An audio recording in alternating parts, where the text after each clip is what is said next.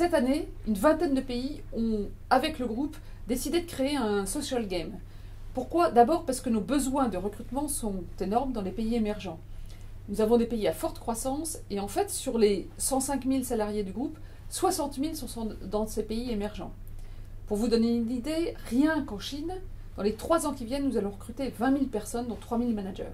Donc avec ces effets d'échelle, comment toucher, comment accéder à un nombre de jeunes important? Évidemment, le social game est une réponse. En plus, c'est passionnant parce que ça veut dire qu'on a un autre mode d'interaction, beaucoup plus participatif, beaucoup plus interactif. Et comme c'est ce que ces jeunes vont, je l'espère, rencontrer dans l'entreprise, c'est-à-dire une entreprise où ils peuvent mettre leur marque, où ils peuvent interagir, et bien ça leur montre déjà, ça les met, je dirais c'est déjà bienvenue chez Danone dans un monde interactif.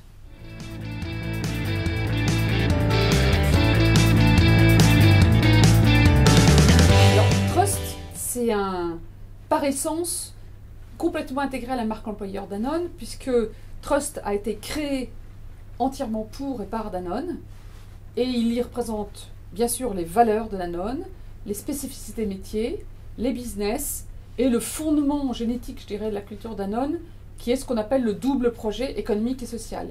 L'idée qu'en fait, c'est en cherchant la convergence entre la performance et l'excellence économique et la performance sociale, qu'on a une entreprise durable. Et par social, j'entends le social, les salariés, et le social sociétal, environnemental de l'entreprise. Et donc, dans le jeu, qu'est-ce qu'on fait? Eh bien, on essaie de trouver la bonne jauge, le bon curseur entre l'économique et le social, parce que parfois ça converge, parfois il faut arbitrer. Et donc, c'était aussi extraordinairement représentatif de finalement nos valeurs, non pas en théorique sur les posters, mais comment on veut le vivre au quotidien dans la manière de faire le business.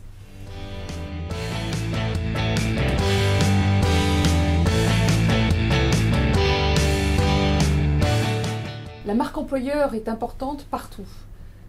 Dans les pays émergents ou à forte croissance, il est clair que la compétition pour les talents est un élément essentiel et demande de développer la marque employeur. Mais il faut bien se dire qu'en Europe, ou dans les pays à décroissance ou à non-croissance, c'est un enjeu très important aussi. Peut-être que les entreprises recrutent moins, et même certainement elles recrutent moins en période de crise, mais en revanche, c'est vraiment les hommes et les femmes de qualité qui vont faire la différence par leur leadership dans ces périodes de crise.